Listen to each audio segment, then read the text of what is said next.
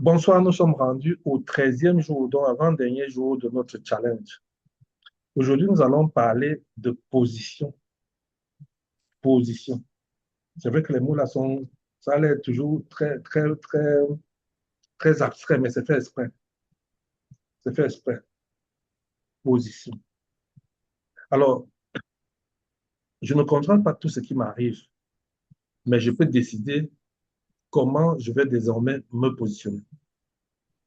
Voilà un peu ce que je veux qu'on travaille aujourd'hui. Après 12 jours de travail, parce qu'on est au 13e jour, nous avons travaillé sur la prise de conscience. Nous avons travaillé sur la vérité, sur les limites, sur les valeurs personnelles, sur le courage, sur la stabilité émotionnelle. Mais toutes ces étapes mènent à une question importante. La question importante, c'est que décides-tu maintenant? Parce qu'on peut naviguer hein, de concept en concept, on peut apprendre beaucoup de concepts. Moi, l'essentiel pour moi, c'est qu'après le challenge, tu puisses prendre une décision. Parce qu'à un moment donné, la guérison demande une décision.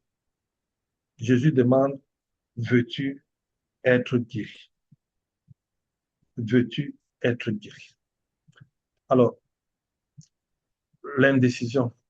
Commençons par l'indécision. La Bible dit, j'ai mis devant toi la vie et la mort. Choisis la vie.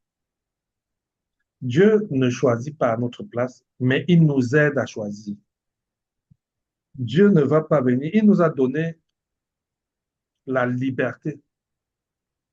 Il nous donne aussi la connaissance. Il nous donne même l'information pour être capable de faire un choix qui est à propos. C'est pour ça qu'il te dit, voici la vie, voici la mort, choisis la vie. Si on regarde même ça de notre côté, on va dire Dieu ne choisit pas à notre place, mais il nous montre clairement sa volonté. Il nous montre clairement sa volonté. Mais tu vas voir les femmes qui vont souffrir parce qu'elles hésitent. Elles hésitent. Elles hésitent. Et leur souffrance est surtout basée sur l'hésitation et non sur le problème lui-même. Je ne sais plus. Je vais voir. Peut-être. Attendons encore un peu. Il pourrait changer. Cette incertitude-là permanente va l'épuiser. Mais elle pense qu'elle avance. Elle tâtonne. Elle se dit, peut-être qu'on ne sait jamais, hein, il peut toujours changer d'ici là. Quelque chose peut venir changer. Quand une femme découvre, par exemple, l'incertitude, l'infidélité de son mari, elle se pose la question dans sa tête, je pars, je reste, est-ce qu'il faut même que je lui parle? Est-ce que je me tais? Et 3 ans plus tard, elle est sur place. Le mari aussi n'a pas changé. La situation non plus n'a pas changé. Mais elle est beaucoup plus détruite par cette indécision-là. Elle est détruite par l'indécision. Parce que pendant qu'elle est indécise, pardon, elle ne bouge pas, mais ça ronge à l'intérieur. Elle est restée dans le couloir de l'indécision et ça ronge dedans. Elle est rongée dedans parce qu'elle ne décide de rien. Parce que pendant qu'il faut dire quelque chose, faire quelque chose, madame est en train d'hésiter. Madame est en train d'hésiter. Et c'est pour ça que moi, j'ai des questions que je voulais te poser. Très claires. Hein. La question que je vais te poser, c'est dans quel domaine de ta vie, dans quel domaine de ta vie tu es bloqué depuis longtemps? Dans quel domaine de ta vie tu sens qu'il y a un blocage? C'est-à-dire une zone où rien n'avance et toi, tu tournes en rond. Tu n'arrives pas à prendre une décision. J'espère que tu ne vas pas me dire le divorce, hein, que ta tête, ça tourne dans ta tête là que tu veux divorcer. Parce que tu n'auras pas mon secours. Moi, je ne connais pas secourir les gens qui veulent divorcer. Moi, je connais secourir les gens qui veulent rebâtir leur relation conjugale, qui croient que quelque chose peut être refait. Je sais ça. Moi, je peux les aider. Maintenant, les gens me disent souvent, dans le milieu de l'église, que oh, quelqu'un en restant là, si un mal lui arrive, tu vas dire quoi? Si quelque chose lui arrive là-bas, tu vas dire quoi? J'aimerais, avant qu'on continue, vous dire que ce que Dieu ne veut pas, c'est le divorce. Mais dans le plan B, on va appeler ça un plan B, c'est-à-dire que côté faible, Moïse a autorisé pour gérer la société qu'on puisse donner une lettre de répudiation à sa femme. Mais moi, en tant que coach conjugal, j'autorise la séparation pour des raisons de sécurité émotionnelle, sécurité physique, etc. Mais la séparation n'est pas le divorce. Dans mon esprit, la séparation, c'est que tu peux, par exemple, quitter pour aller habiter dans ta belle famille pendant un temps. J'ai une dame aujourd'hui en journée qui me disait que elle a quitté la maison où ils sont pour aller aménager une chambre dans la maison qu'ils sont en train de construire parce qu'elle ne voulait pas le contact physique avec son mari. Ça veut dire qu'elle est restée dans le même cadre. C'est ça que j'appelle la séparation. Elle est restée dans le même cadre, mais au niveau du contact physique, elle a pris une certaine distance qui va permettre peut-être à son mari de réfléchir, ou bien à elle-même de mieux comprendre ce qu'elle vit actuellement. Donc, quel domaine tu es bloqué depuis longtemps et tu n'arrives pas à décider? Quelle décision tu as peur de prendre aussi? Et depuis quelques jours, je vous ai dit, apprenez à nommer cette peur-là. Apprenez à nommer la peur qui vous empêche de prendre la décision.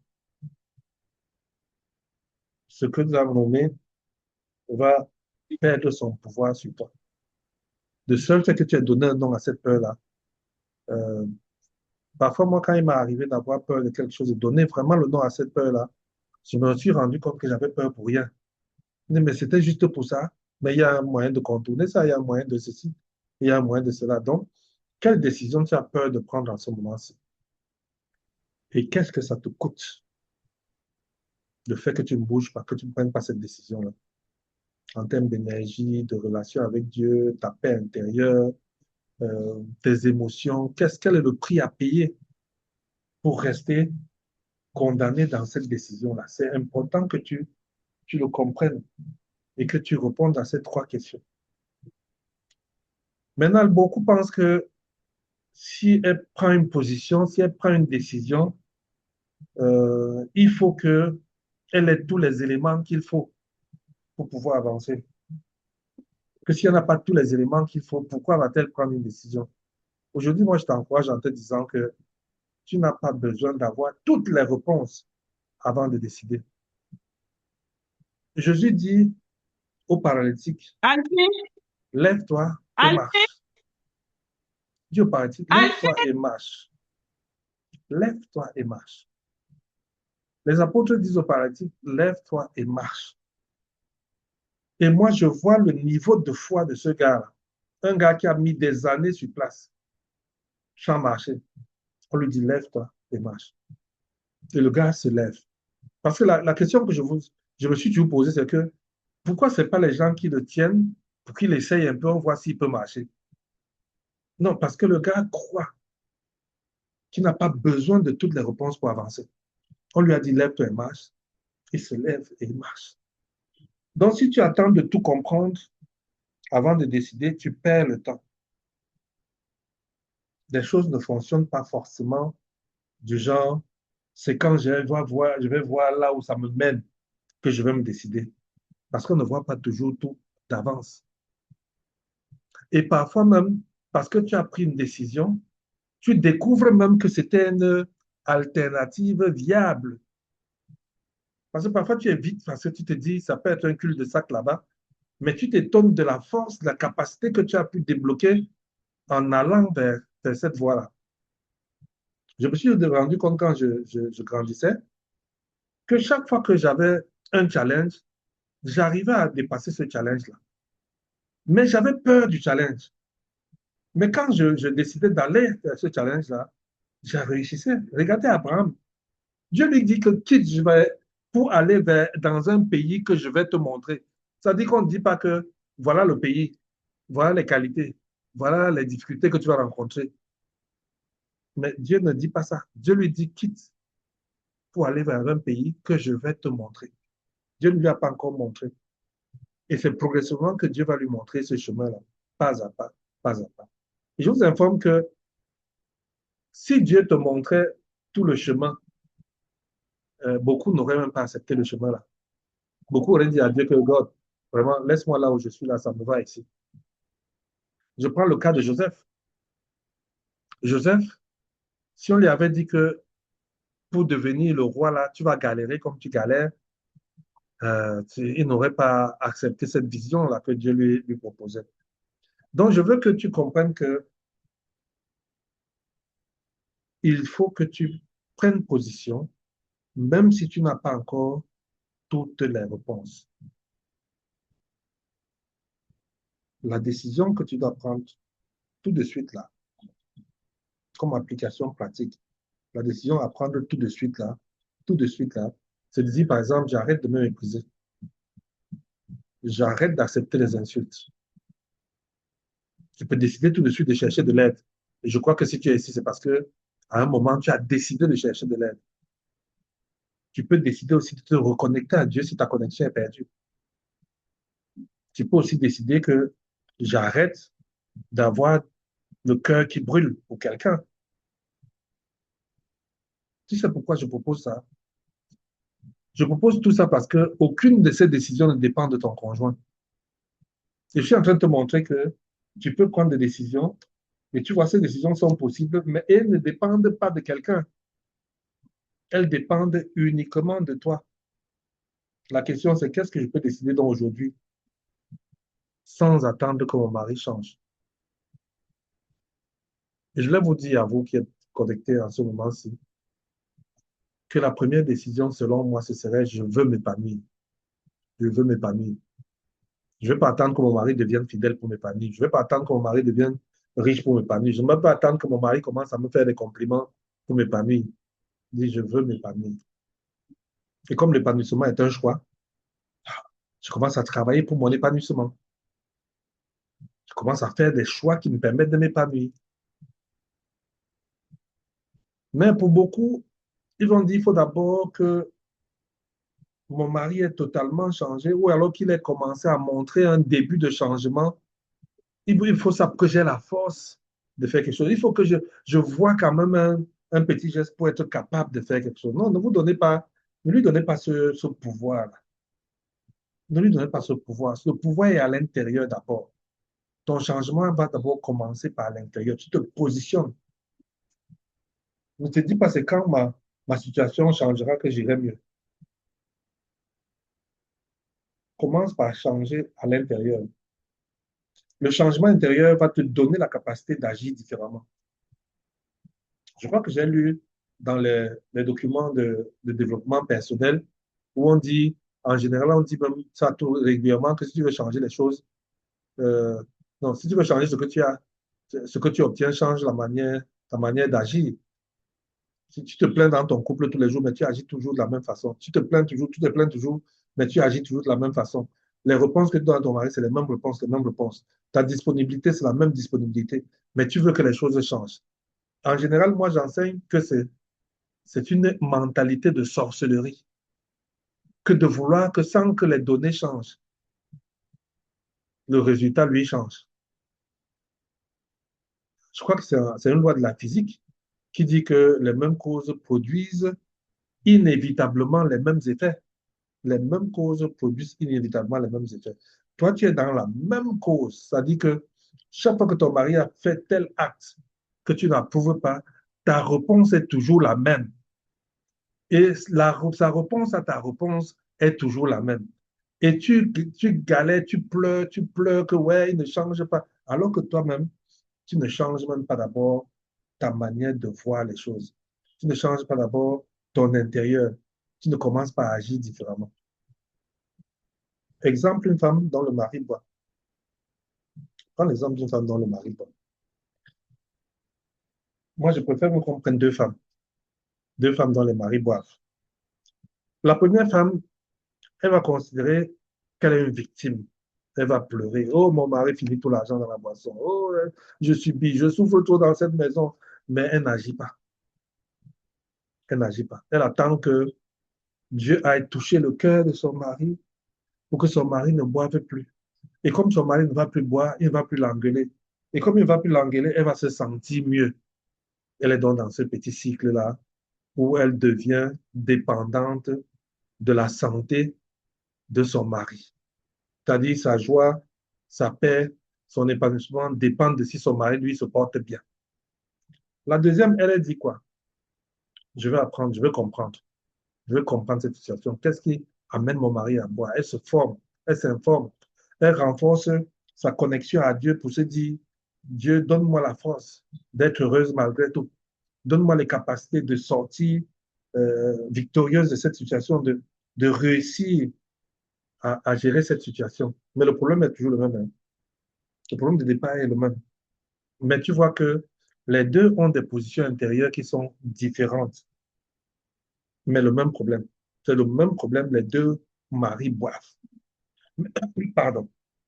Mais les deux maris ont des épouses qui ont une réponse différente à leur manière de boire. Je vais vous raconter une anecdote sur ma mère. Mon père était le genre de monsieur que quand il sort le samedi, il va revenir ayant bu, vraiment bien bu. Et ma mère était sa principale victime. Il allait l'engueuler, oh, à cause de toi que les enfants ne foutent rien. Toi-même, tu es toujours assise là, une consommatrice, tout ça. Et sans que ce soit un bon exemple, ma maman n'a pas passé son temps à pleurer. Elle a pleuré un bout et à un moment, elle a pris mon père à contre-pied. Elle s'est mise à le contre-attaquer quand il arrive. Ça veut dire que si elle sait que là où mon mari traîne là, je sais qu'il va boire, elle aussi elle boit la Amstel. Donc quand elle va arriver, elle est joyeuse aussi. Il lance les paroles, elle lance les paroles, elle rit même de lui, elle se moque de lui. Après, lui-même, il la regarde, il dit que voilà une femme qui boit et saoule même à la maison. Donc, bref, son attitude a complètement changé aussi en voyant que devant lui, il n'a plus une victime qui pleure, mais une personne qui est aussi une personne qui l'enquiquine quand il revient comme ça. Je ne vous dis pas d'aller boire en passant. C'est un exemple juste pour montrer qu'on peut avoir deux attitudes différentes face à ce genre de situation. Et donc, qu'est-ce que toi tu es actuellement face à la situation que tu vis et aux 12 jours qu'on a déjà passé actuellement? Est-ce que tu penses que tu es une victime ou alors est-ce que tu penses toujours être la victime? Est-ce que tu es une personne qui veut rebâtir quelque chose? C'est douloureux, mais tu as dit, je ne veux plus être celle sur qui ça tombe, ça tombe. Ou bien tu es seulement celle que c'est par la grâce de Dieu même que tu arrives encore à tenir, tu es insuffisante. Où est-ce que tu es parmi les deux, les trois là? Pardon, essaie de te retrouver parmi les trois. Parce que, je vais te t'énumérer maintenant la plupart des positions que les femmes ont souvent dans la relation conjugale quand ça ne marche pas. Tu as une position qu'on appelle la résignation. La résignation, ça veut dire que sa vie est comme ça. Hein, c'est comme ça. On n'y peut rien. La résignation est différente de l'acceptation. C'est différent de l'acceptation. Chaque femme se trouve à un moment donné dans une des positions que tu es en train de décrire. Et je voulais que tu t'identifies dans les quatre positions-là. La première position, c'est la résignation. Une personne peut accepter que mon mari est différent. Je n'ai pas accepté que mon mari est difficile. Je n'ai pas accepté que mon mari a des défauts. Je n'ai pas accepté que mon mari dérange. Accepter. Je n'approuve pas, j'accepte. Alors que la résignation, ça veut dire que je n'y peux rien. Je n'y peux rien. Ma vie sera toujours comme ça. Conséquence, qu'est-ce que tu fais? Quand tu sais que ce que tu vas faire ne va produire aucun résultat, tu ne fais aucun effort. Tu n'y crois plus. Tu te dis rien ne peut changer. Tu dis seulement que peut-être si Dieu veut, quelque chose peut changer un jour. Ça, c'est la résignation. Est-ce que tu es dans la résignation en ce moment-ci? Quand tu regardes ta manière d'agir dans votre relation conjugale. Tu as d'autres qui sont dans la vengeance, colère permanente, qu'il va payer, il va sentir. Quand il finit de préparer, garde au congélateur. Il faut que quand il rentre, comme il rentre tout tard, là, qu'il ne trouve même pas à manger prêt. L'amertume va s'installer et tu vas souffrir de l'intérieur. Il y a une qui me disait que pendant que moi je suis fâché, là, le gars dort, il ronfle. Il dort, il ronfle et c'est toi qui galères à côté. Parce que tu as choisi que c'est coup contre coup. Il faut que je lui fasse payer ce que je ressens. Ma souffrance, elle ne va pas souffrir seule. Et puis, il y a la troisième catégorie. celle qui attend de manière passive, Dieu va tout faire. N'est-ce pas, je prie pour ça, je jeûne, je prie. Et je n'ai pris. Dieu répond même, elle n'est même pas au courant que Dieu a répondu. Dieu a répondu, elle est passée à autre chose. Elle n'a aucune action personnelle, aucune progression. Moi, je n'ai pas vu Dieu descendre comme ça dans un couple là et venir séparer la bagarre. Mais Dieu met devant toi des connaissances, il met devant toi des relations, il crée même des circonstances, il crée des occasions pour que ce qu'il a donné comme potentiel, comme capacité, ce qu'il t'a donné là, que tu puisses gérer ça. Mais toi, tu es là, tu es seulement là, tu dis que je vais prier jusqu'à... Il y a les gens qui sont souvent très spirituels là, je vais prier jusqu'à ce que telle chose va arriver. Et il y en a qui disent ça, que je vais prier jusqu'à ce que mon mari change. C'est un vœu qui est très valable. Mais si tu pries jusqu'à ce que ton mari change comme vœu, et toi-même tu n'agis pas dans ce sens-là, ça veut dire que vous êtes à deux dans une étape précise de votre vie. Mais toi, tu es en train de prier pour que ton mari, lui, change, mais tu ne pries pas pour être à la hauteur du mari qui va changer. Il peut avoir des accidents après. Il peut avoir des accidents après. Il y a un homme de Dieu, je ne sais pas si c'est Saint-Augustin qui avait dit ça, qui disait qu'il faut prier comme si tout dépend de la prière et agir comme si tout dépend de l'action. Et que quand tu as fini de prier, Dieu lui-même nous dit dans sa parole que quand tu as demandé quelque chose, fais comme si tu l'as déjà reçu. Donc tu agis. Donc c'est ça que j'appelais la troisième étape, l'attente passive. Et puis il y a la dernière étape, c'est celle où celle que je te recommande, que j'avais appelée le repositionnement. Le repositionnement. Je fais ma part et je laisse Dieu faire sa part. Nous entrons dans une espèce de partenariat où je sais, et c'est ça qui est intéressant avec Dieu, que lui fait parfaitement sa part. Dieu ne fait pas sa part à moitié. Quand Dieu fait sa part, c'est parfait. Donc, si les résultats ne sont pas encore totalement là, c'est que c'est ma part qui n'est pas encore totalement bien faite. Donc, je continue à essayer d'améliorer ma part et je laisse Dieu faire sa part. C'est une position qui est cool. Ça te libère. Avec la foi, tu sais que Dieu va faire sa part. Je n'ai pas de doute là-dessus. Et c'est ça qui va donc permettre que tu développes une certaine énergie à l'intérieur. Tu développes ton énergie émotionnelle. Parce que la femme qui décide retrouve de la clarté. La femme qui décide retrouve l'espoir et même la direction. Même si le problème existe toujours, même si le problème chauffe encore, le seul fait qu'elle ait décidé lui donne plus de lumière par rapport à la situation qui existe. Avant que vous n'arriviez, j'étais en train d'expliquer ça que parfois tu te retrouves dans une situation où tu as tellement peur de faire le pas parce que tu ne sais pas ce qui va se passer après. Et puis quand tu fais le pas, tu te rends compte que le pas, c'était même le pas salutaire. Parce que grâce au challenge qui est généré par le pas que j'ai fait, je suis en train de découvrir, je suis en train de voir avec le pas là, je suis en train de voir que j'ai développé de nouvelles capacités. Je suis en train de voir que j'ai développé de nouvelles compétences que j'étais capable, mais j'avais simplement peur. Avant la décision, c'est je ne sais plus quoi faire. Après la décision, c'est je vais commencer à travailler. Je vais commencer à me reconstruire. Il faut que je commence à faire ma part. Parce que c'est après la décision que tu prends vraiment tes responsabilités et tu vois l'espoir renaître. Mais le problème est toujours là, non? Parce que beaucoup d'entre vous pensent que les choses n'iront bien que quand il n'y aura plus de problème. Le problème est là, mais tu avances. Et tu vas voir que beaucoup d'inventions ont été faites parce qu'il y avait un problème à résoudre. Beaucoup de grandes inventions ont été faites parce qu'il y avait un problème à résoudre. Au lieu de rester dans les décisions qui t'épuisent ton énergie, moi je dis, travaille à prendre une décision claire. Pour ceux qui viennent d'arriver, j'ai dit que cette décision n'attende pas que tu aies une clarté totale sur ce qui va arriver. Des choix, il faut que tu saches que j'ai une décision à prendre et décider de cette décision. Mais comme on a dit hier, il faut qu'on commence à devenir très pratique. Je vais te parler maintenant des domaines où tu dois prendre des décisions à l'issue de ce challenge. Premier domaine dans lequel je veux que tu prennes une décision à l'issue de ce challenge, c'est de revoir ta décision, ta relation avec Dieu. Tu en es où avec Dieu? Where are you with God? Où est-ce que tu en es avec Dieu? Quel est l'état de ta relation avec Dieu? Est-ce que Dieu, c'est quelqu'un chez qui tu viens toquer juste pour dire j'ai mal, j'ai mal, j'ai mal, j'ai mal, j'ai mal?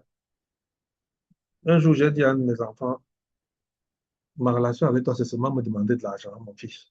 Ouais, il n'y a pas un jour où tu peux aussi venir dire, papa, comment ça tu vas?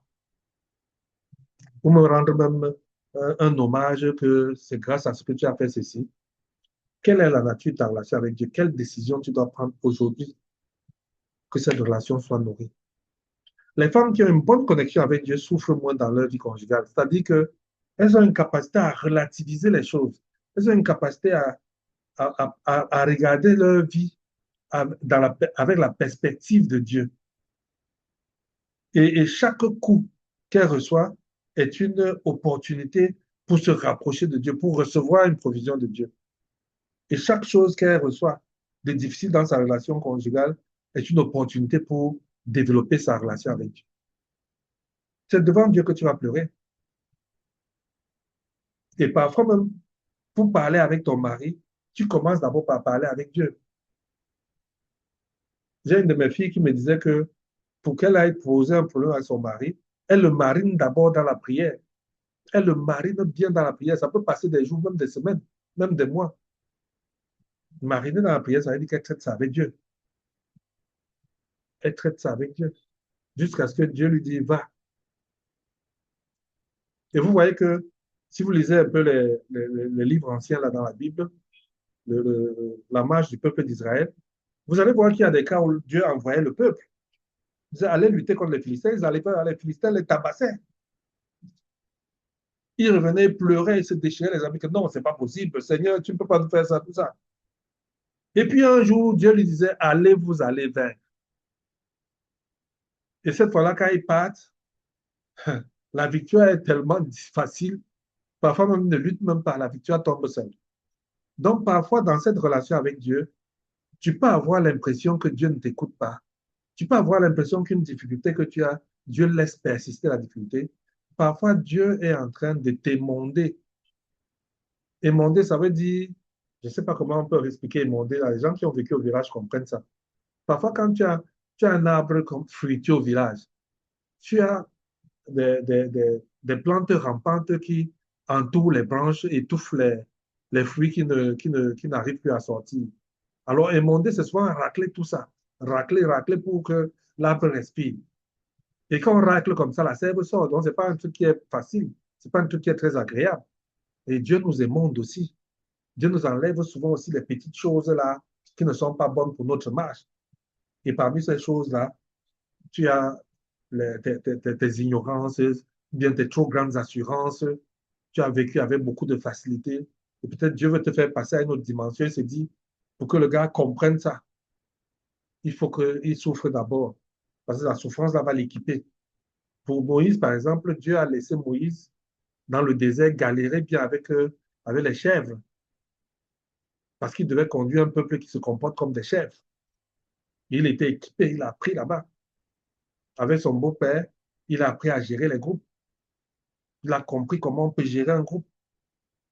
Donc, ta relation avec Dieu, c'est un domaine où tu dois te positionner. Et je vous assure, tu ne te positionnes pas, tu es positionné.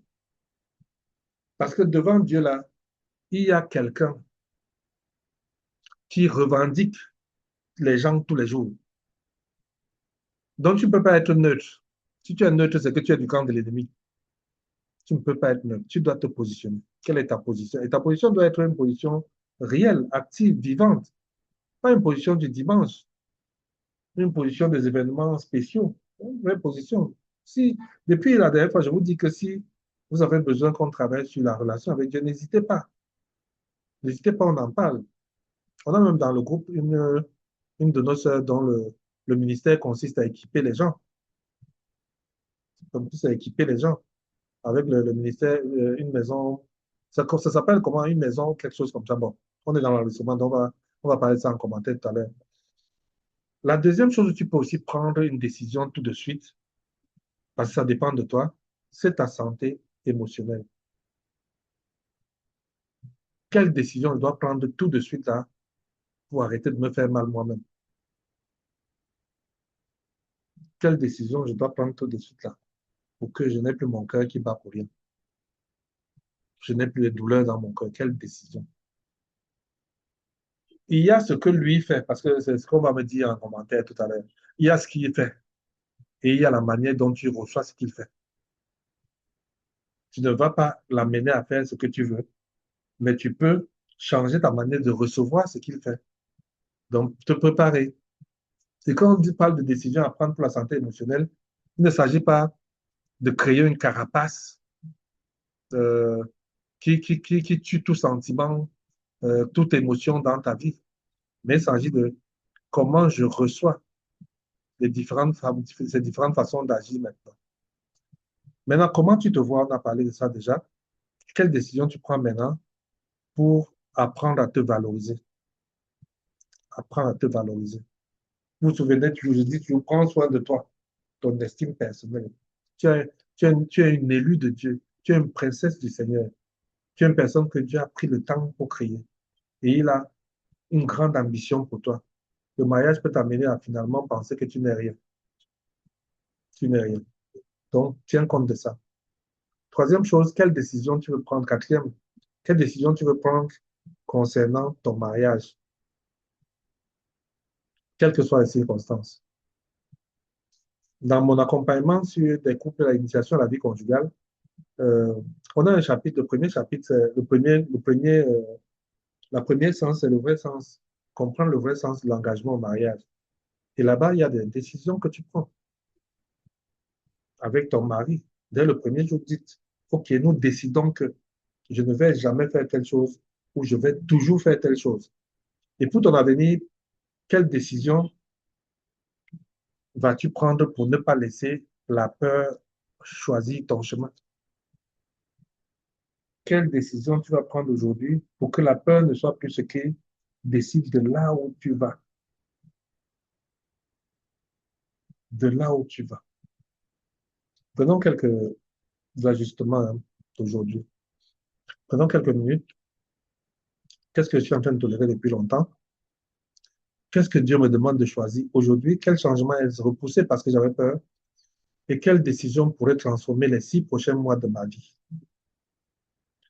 Exemple d'engagement, à partir d'aujourd'hui, je décide de ne plus laisser les paroles blessantes définir ma valeur.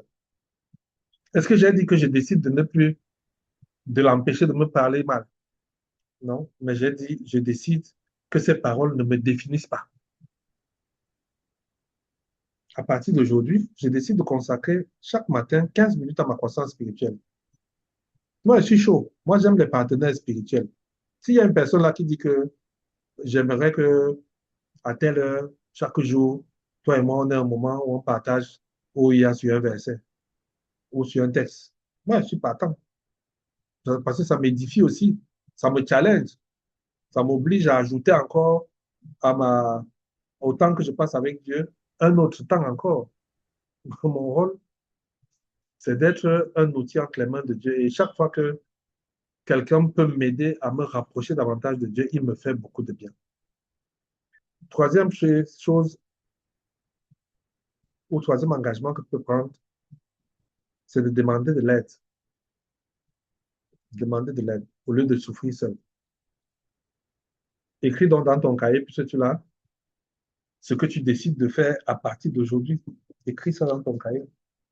Et ça va te permettre d'avancer, de choisir l'espérance, de choisir d'être une personne différente.